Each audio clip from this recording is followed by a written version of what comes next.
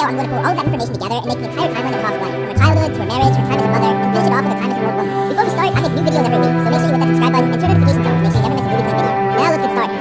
Toph was born to Lau and Poppy Daycon, two loving and very strict parents. The Daycon family was a very prestigious and wealthy family who had a lot of power and influence in the Earth Kingdom. Lau and Poppy were very distraught when their daughter was born blind, and because of this, they made Toph be very sheltered from the outside world, as they thought her to be fragile and incapable of looking after herself. They went to extreme measures to protect her, including hiding her existence from the rest of the world, which resulted in very few people knowing that the Daycon family even had a daughter. Lau and Poppy expected Toph to be well-mannered and proper due to their noble status in the Earth Kingdom society, something that Toph hated, but she kept this to herself, leading her to resent her parents. If Toph asked why she had to do certain things, her parents would tell her over and over again, because that was how it was done, whether it be respecting the dead, wearing dresses, or working on table manners. Toph would constantly see kids playing outside, and even though she would beg her father to play with them, he always said no. One day Toph told her father, with tears in her eyes, that she was lonely being locked up in the house. Now, after apologizing to his daughter, I'll give her the same answer he always gave. This was how it was done. One day when Toph was 6, she had enough of her parents' that day, so she ran away. She found herself in a cave inhabited by magic wolves, blind creatures that were the very first earthbenders. Toph found comfort in these creatures that she never had with anything or anyone else before. She said that she and the creatures understood each other, especially because they were both blind. She would continue to visit these creatures throughout her childhood. They were her escape, and eventually they became her earthbending teachers. She learned by imitating their movements, and they taught her how to see using earthbending, seeing people and things through the vibrations in the earth with her feet. She also learned to feel somebody's heartbeat, and by feeling it, she could tell if the person was lying. Over the next 6 years, the badger moles were Toph's only friends, and by the time she was 12, she had never had a true human friend. Lau hired an earthbending teacher named Master Noob to instruct Toph, and not knowing that Toph was one of, if not the best earthbender ever, her father told Master Noob to only teach her the basics. Toph became tired of being pulled up with her, and using the advantage of no one knowing that she existed, courtesy of her parents hiding her from the world, she entered underground earthbending tournaments under the name of Blind Man, and she was successful to the point where she became a champion, beating many formidable opponents. Aang, Sokka, and Katara later came to the Daycon world, and they asked Toph if she was caught by her father. When a giant spear began to attack her, Toph realized that she had to fight, but Lau did not want her to, still trying to keep her sheltered and safe. But then he realized that this was who his daughter was, and he finally accepted her. Toph and her metal-bending students helped Aang fight the spirit off, and eventually they won. Afterwards, Toph and Aang had a nice moment where Toph apologized for spitting on Aang's airroom at holiday, and the two hugged it out. Toph and Satoru worked on their sponsorship together, and they made a deal to help expand Toph's metal-bending school, and also help the factory. Toph's partnership with Satoru and her father grew. She eventually grew out of being a factory representative, but rather an executive partner. Over the course of the next year, the few shops that were around the factory turned into an entire city that was named Cranefish Town. As executive partner, Toph had one job where she was overseeing the South Pole transformation, the Southern Water Tribe borrowing the factory supplies to grow their tribe. And when she arrived, she got the pleasant surprise to find Katara and Sokka there. Later on, however, she learned that the people in charge, Lena and Malik of the Northern Water Tribe, were planning on taking advantage of the Southern Water Tribe by stealing their resources and keeping them for themselves. This caused the war, Southern Water Tribe rebels fighting back, and Toph and Team Avatar ended up protecting Melina and Malik despite what they had done. They successfully held the Southern rebels off. 12 students came to the Southern Water Tribe and helped with the construction. When the Earth King and Zuko arrived for negotiations, another fight broke out against the Southern rebels, and this time, Toph used her space metal bracelet as a weapon.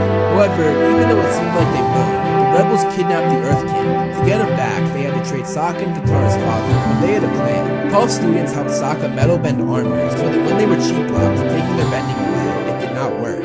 However, when the Earth King and Sokka and Katara's father were on a bridge, it fell. Toph tried to hold it up, but was struggling, something that I again feel was very out of character, especially after she held the fallen mind for hours. But again, whatever. The team eventually saved everyone except the leader of the rebels who fell to his death. Team Avatar left the Southern Water Tribe and were headed to Yu-Dao, but before going, Toph asked to stop at her father's factory, and the rest of Team Avatar saw the new city of Cranefish Town for the first time. While there, Toph's father Lau showed Team Avatar how messed up the city was, as there was a divide between benders and non-benders. To solve this, the idea of a police force was put into place. That night, Toph heard some noises in the factory, and she went to check it out. But when she got there, she could feel through vibrations in the earth that one of the machines had been jammed, and it caused a huge explosion, destroying the factory. Luckily, Toph was able to metal bend to save herself. She then felt the culprits running, and she and Aang went after them, but unfortunately, they got away. They later found out that other factories in the city had been destroyed as well, and all of them were owned by non-benders. The team decided to visit Lily, a woman who seemed to be a generous citizen.